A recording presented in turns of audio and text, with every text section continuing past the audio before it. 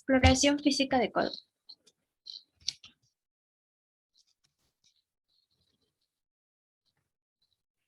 El codo es una articulación bisagra relativa estable con soporte óseo fijo y está compuesta por tres articulaciones: la articulación húmero-cubital, húmero-radial y radiocubital.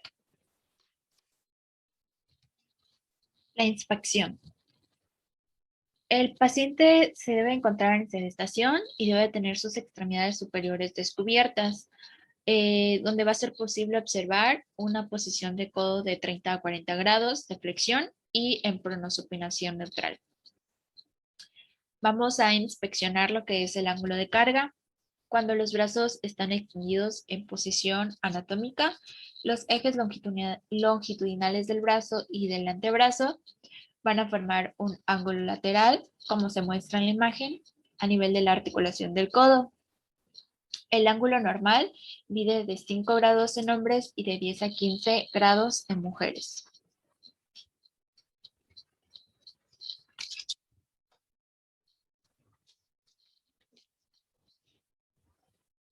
El cúbito valgo es anormal si el antebrazo queda desviado hacia afuera, más de los 5 a 15 grados normal. El cúbito varo es la disminución del ángulo de carga, denominado ángulo en varo. Este es resultado de un traumatismo o un retraso en el crecimiento a nivel de la placa epifisiaria. Vamos a inspeccionar lo que son tumefacciones. Estas van a ocurrir a menudo cuando se encuentra una saliente de masa específica pequeña bajo la piel, como es la bolsa del olecranon. Vamos a inspeccionar cicatrices. Por algún tipo de accidente se puede desarrollar cicatrices en la articulación, que estas van a restringir los movimientos del codo. Palpación ósea. Se va a palpar lo que es el olecranon mediante un movimiento de abducción y extensión del brazo hasta que el olecranon se vuelva visible. La epitróclea, localizada al lado medial del extremo distal del húmero. El borde cubital, este se va a palpar sosteniendo el brazo del paciente en aducción y se palpará de lo que es el olecranon hacia abajo. La fosa del olecranon, que se encuentra en el extremo distal de la parte posterior del húmero. Y el epicóndilo, se va a palpar en posición lateral en relación con el olecranon.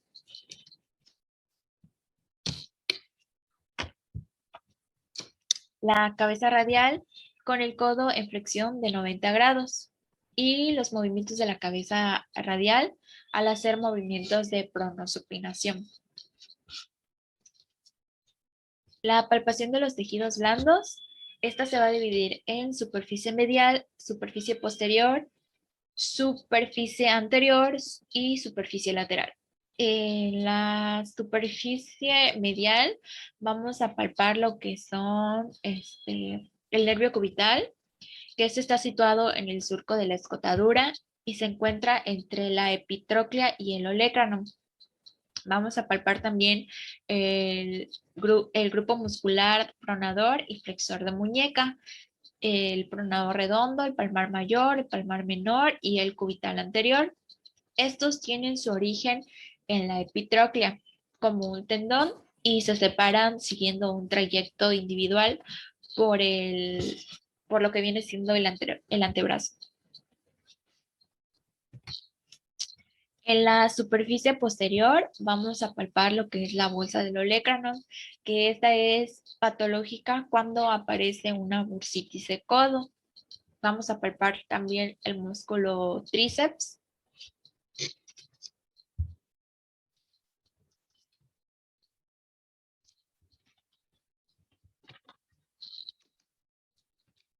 En la superficie lateral vamos a palpar los extensores de muñeca, el supinador largo, el flexor radial, el primer y segundo extensor radial. También vamos a encontrar el ligamento anular y el ligamento colateral, pero estos no son palpables. En la superficie anterior vamos a palpar lo que es la fosa cubital, el tendón del bíceps, la arteria humeral o la arteria braquial, el nervio mediano y el nervio musculocutáneo. Último, los arcos de movilidad. Como bien vimos, la articulación del codo tiene tres articulaciones, la articulación humerocubital, humeroradial y la radiocubital.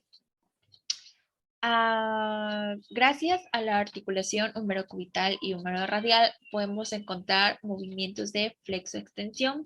En la flexión activa, el arco de movimiento va a ser de 140 grados y la extensión va a ser de 5 grados. La flexión pasiva va a ser de 160 grados. En la articulación radiocubital se van a dar los movimientos de pronosupinación. La pronación tiene un arco de movilidad de 80 a 90 grados y la supinación de 60 a 80 grados.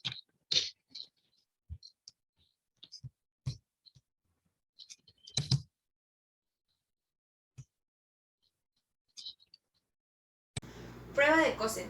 Indica epicondilitis lateral. Posición del paciente en sedestación. Posición del fisioterapeuta por detrás del paciente a un lado del miembro a examinar.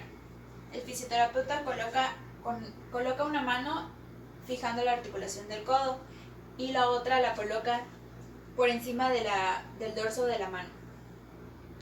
El paciente va a intentar realizar una extensión dorsal y el fisioterapeuta intentará ponerle resistencia realizando una flexión de la misma.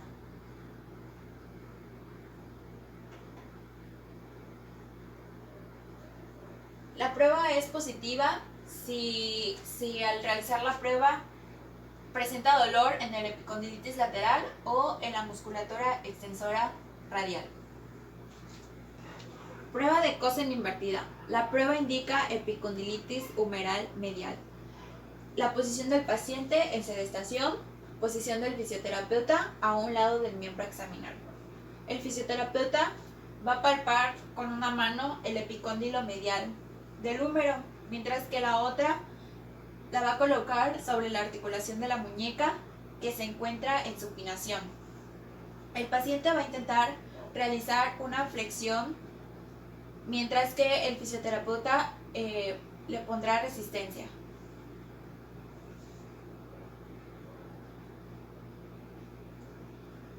La aparición de un dolor agudo impunzante en el epicóndilo medial indica epicondilitis humeral medial. Prueba de esfuerzo en varo. Esta prueba indica inestabilidad ligamentosa. Posición del paciente en sedestación con la mano en extensión. Posición del fisioterapeuta a un lado del miembro a examinar. Con una mano va a fijar la articulación del codo por la región medial, mientras que con la otra va a realizar una abducción contra el brazo.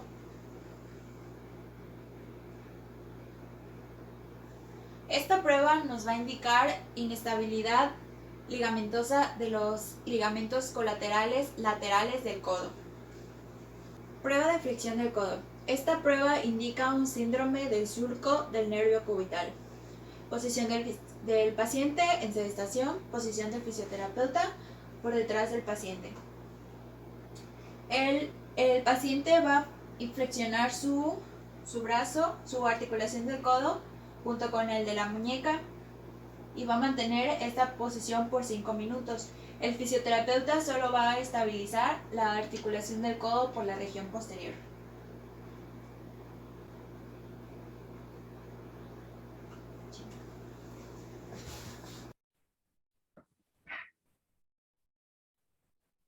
Ok, yo les voy a hablar acerca de la exploración física de la muñeca y mano. Y bueno, dentro de la inspección de las manos y la muñeca, vamos a ver lo que es el funcionamiento de ambas manos, que haya simetría en ellas, si hay algún uso de órtesis, si los movimientos de la muñeca y la mano son naturales, de aspecto suave o con movimientos digitales sincrónicos, si las estructuras se encuentran en buen estado y hay tegumentos y volumen. Dentro de la palpación de los huesos, para iniciar la palpación de muñeca y mano, se deberá colocar el pulgar sobre la apófisis estiloides radial, que será proximal en relación al pulgar del mismo, y los dedos índice y medio sobre la apófisis estiloides cubital, que será en relación al dedo meñique. Estas dos prominencias óseas son los puntos básicos de referencia de la región del carpo, y a partir de estos puntos, la palpación proseguirá de manera lineal para todos los elementos óseos y tejidos blandos de la mano. Dentro de los huesos de la muñeca encontramos a los huesos escafoides, semilunar, piramidal, pisiforme, trapecio, trapezoide, hueso grande y hueso ganchoso.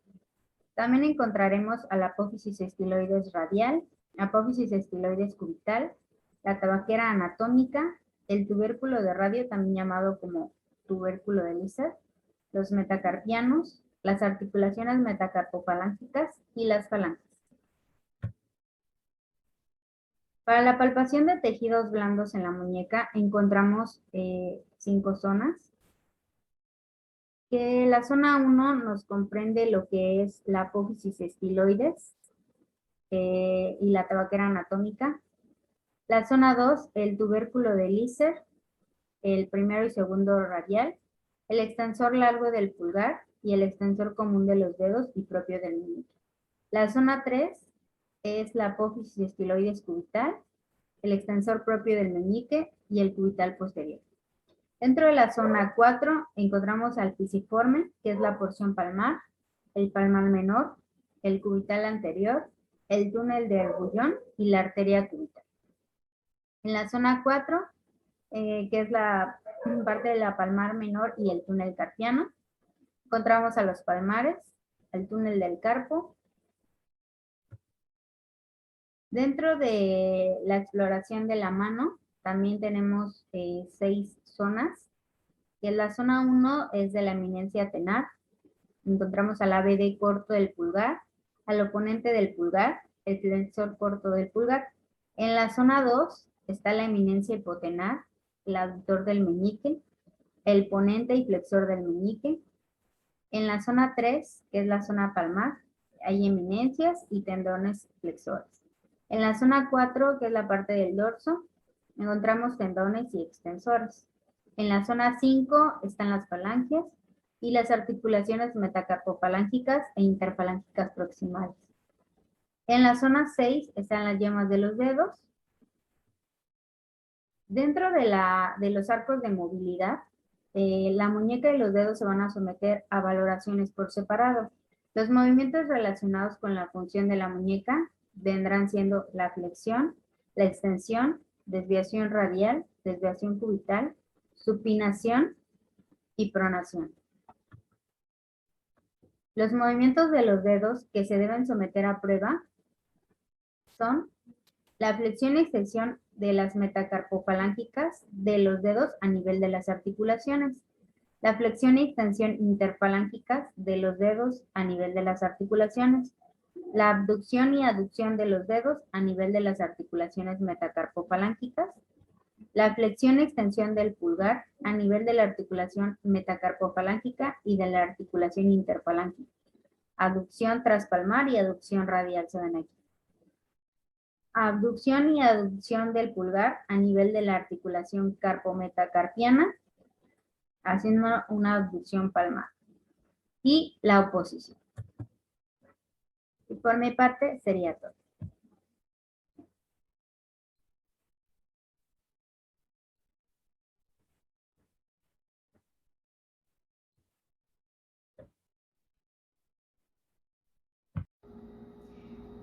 Bueno, nosotros vamos a hablar acerca de la exploración de la muñeca y mano. Y el paciente se encuentra en posición de sedestación y el fisioterapeuta o examinador se encuentra enfrente del paciente. Primero vamos a pedirle al paciente que coloques ambas manos sobre la mesa.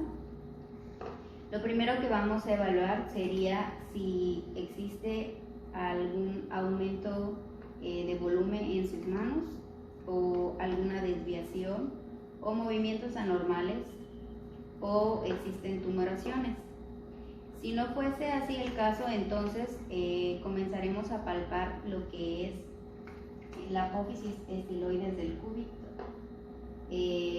la parte terminal del radio y la tabaquera anatómica.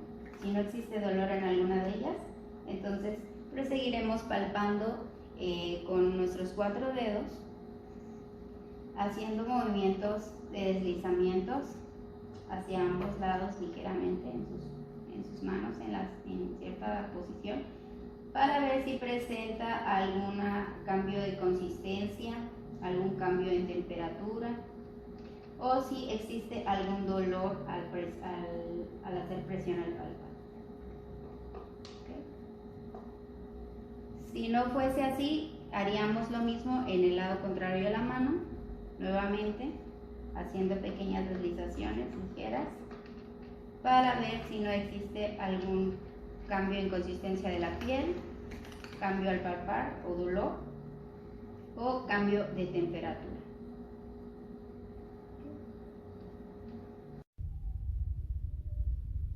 Bueno, comenzaremos a evaluar ahora lo que son las metacarpofalángicas, y lo primero que debemos de observar en ambas manos del paciente sería si hay asimetría en sus manos, si hay algún aumento de volumen o alguna coloración diferente. Si no fuese así, entonces comenzaremos a palpar con nuestros 4 dedos esta área, en donde deberemos de ver si hay algún cambio de coloración, un aumento de volumen de la piel o dolor a la palpación. Esto lo vamos a hacer palpando lo que son las metacarpofalángicas, las interfalángicas proximales y las interfalángicas distales de cada dedo. Esto debemos de hacerlo de forma comparativa y simétricamente. Si el paciente presenta dolor a la palpación, no lo haría saber. Lo vamos a hacer nuevamente con la otra mano. En cada dedo, palpando las metacarpofalángicas, interfalángica proximal e interfalángica distal.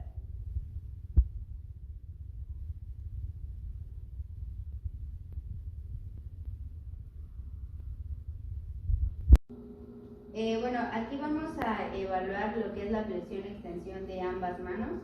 Para esto le vamos a pedir vamos a tener al paciente en la posición de sedestación y al examinador de frente al paciente. Le vamos a pedir al paciente que coloque ambas manos sobre la mesa y que eleve uno de sus brazos. Vamos a pedirle al paciente que baje, que baje la mano teniéndolo como a unos 90 grados. A esto le vamos a llamar flexión. Vamos a volver a posición neutra, posición 0, y ahora vamos a llevar la mano hacia arriba, y a esto le vamos a llamar extensión. Nuevamente hacia abajo, vamos a hacerlo con la otra mano, elevamos, y vamos a hacer una flexión hacia abajo, llevando la mano hacia abajo a unos 90 grados, esto sería una flexión. Y nuevamente a posición neutra, llevando la mano hacia arriba, que esto sería una extensión. ¿Okay? Aquí se notan los rangos de movimiento normales. Muy bien, ahora vamos a evaluar lo que es la fuerza muscular. Para esto vamos a pedirle al paciente que eleve su brazo. Vamos a colocar nuestra mano por encima del paciente y le vamos a pedir al paciente que haga como si llevara la mano hacia arriba, nosotros tratando de poner una resistencia. ¿Okay? Y ahora nuevamente por abajo de los dedos del paciente, pidiendo al paciente que lleve los dedos hacia abajo, exactamente. Muy bien, regresamos. Y ahora nuevamente con la otra mano, eleve su brazo por favor. Muy bien, colocamos nuestra mano y le pedimos al paciente que la lleve hacia arriba, ahora por abajo, y pedimos al paciente que con los dedos nos empuje hacia abajo. Ok, aquí se notan los rangos de movimiento igual normales. Ahora vamos a evaluar la fuerza muscular de los músculos interfalángicos, colocando una hoja de papel entre cada dedo. El paciente lo que tiene que hacer es tratar de sostener la hoja. Muy bien, ahora con el otro.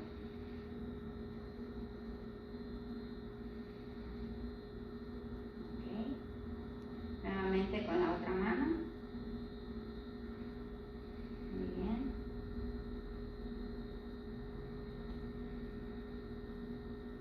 Okay. Aquí se notan los rangos de movimiento normales. Okay. Ahora vamos a evaluar lo que es la fuerza en movimientos, los movimientos en aducción de las manos. Para esto le vamos a pedir al paciente que eleve su brazo con el puño cerrado y nos haga apertura de dedos. Cerramos. ¿Otra vez? Muy bien. Y nuevamente con la otra mano elevamos, cerramos y abrimos.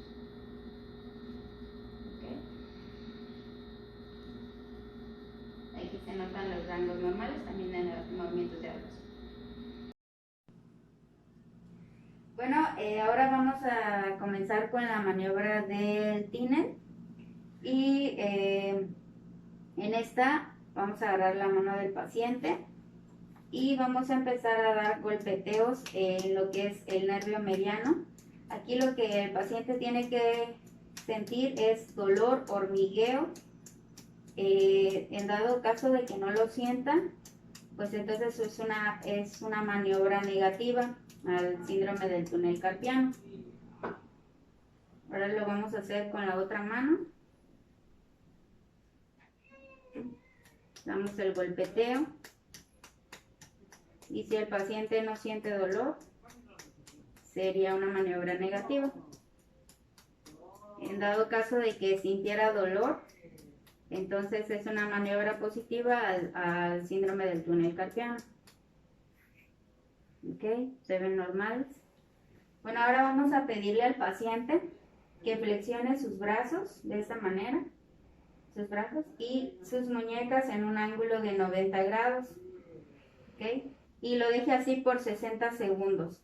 Si el paciente llega a sentir dolor en el trayecto del túnel del nervio mediano, entonces el paciente sería positiva la maniobra al síndrome del túnel carpiano.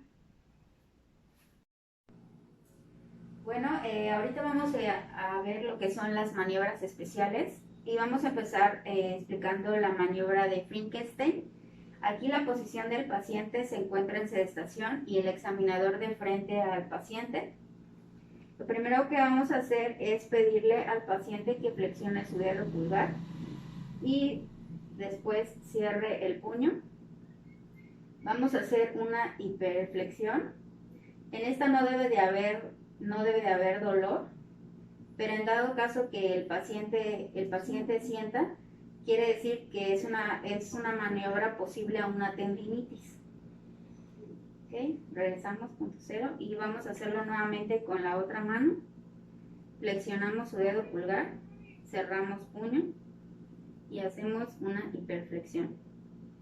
Si se encuentra dolor, aquí no, sería una maniobra negativa. Okay. Y vamos a explorar lo que es la circulación de las manos. Y para esto tenemos al paciente en una posición de sedestación y al examinador de frente al paciente o a un costado. Y bueno, lo primero que vamos a hacer es tomar la mano del paciente, hacer presión en la arteria cubital y del radio. Y le vamos a pedir al paciente que que cierre y abra el puño varias veces. Ok, aquí vamos a soltar una de las arterias y vamos a ver el llenado de sangre, que este es normal y que debe de ser menor a 4 segundos. Nuevamente volvemos a apretar y le pedimos al paciente que vuelva a hacer abre y cierre de mano. Saltamos la otra arteria y vemos que el llenado de sangre sea normal. Okay. Nuevamente lo vamos a hacer con la otra mano, haciendo presión en las dos arterias, pidiendo al paciente que haga abre y cierre de apertura de mano. Soltamos una arteria y vemos el llenado de sangre. Se ve normal. Nuevamente, abre y cierre. Okay. Soltamos la arteria y vemos el llenado de sangre. Este debe ser en menos de 4 segundos. Okay. Se ve normal igual. Ok, aquí vamos a hablar acerca de las pruebas especiales. Y esta prueba es la prueba de Watson. Para esto, su objetivo viene siendo el manifiesto de una inestabilidad escapolunar. La posición del paciente y del examinador será de frente y el paciente tendrá que tener su brazo sobre la mesa. Le vamos a pedir que por favor haga una flexión de codo, de esta manera.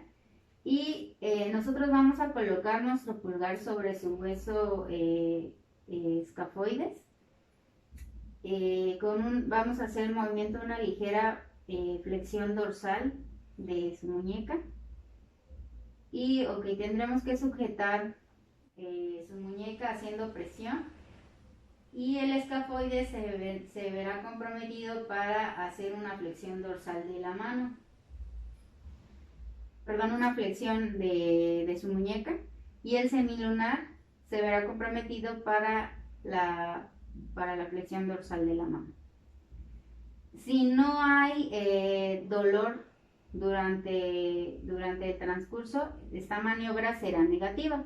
Si se encontrara dolor, la prueba sería positiva y habría limitaciones en cuanto a los movimientos de la muñeca y la mano.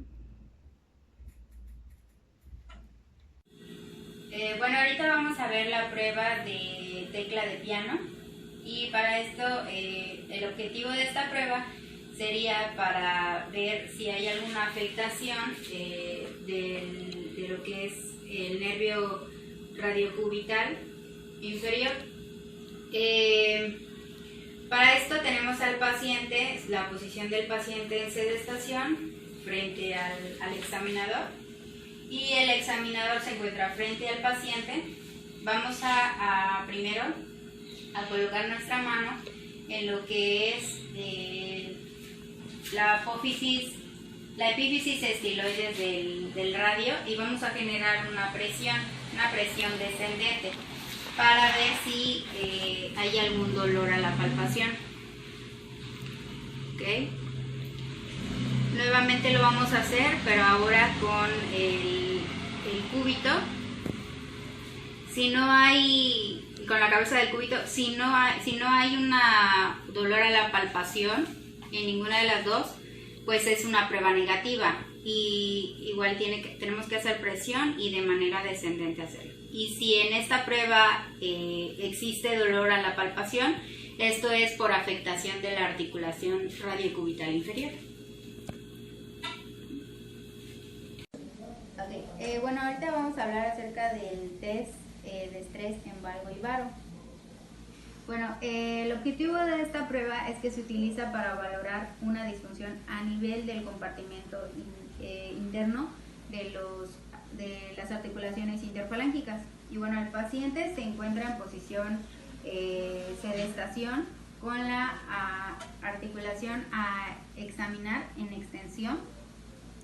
El examinador está delante del paciente, estabilizando la falange proximal del dedo índice, y aquí nos encontramos en la articulación que vamos a examinar. Estamos generando una presión sobre esta articulación. Bueno, el examinador sujeta la falange distal de la articulación aplicando una fuerza en varo. Okay. Y Posteriormente se va a aplicar una fuerza en valgo.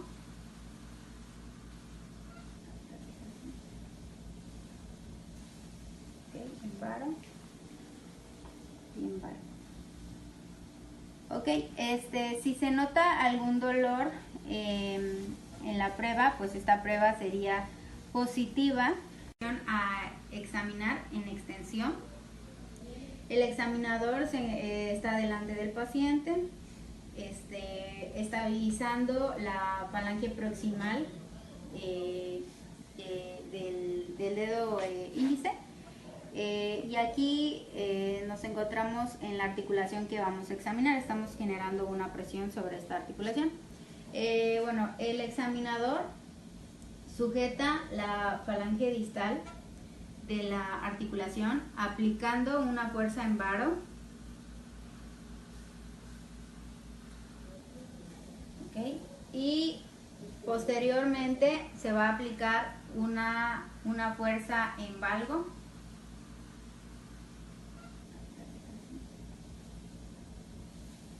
Okay, en varo y en valgo. Ok, si se nota algún dolor en la prueba, pues esta prueba sería positiva, y si no se nota dolor en la prueba, esta prueba sería negativa.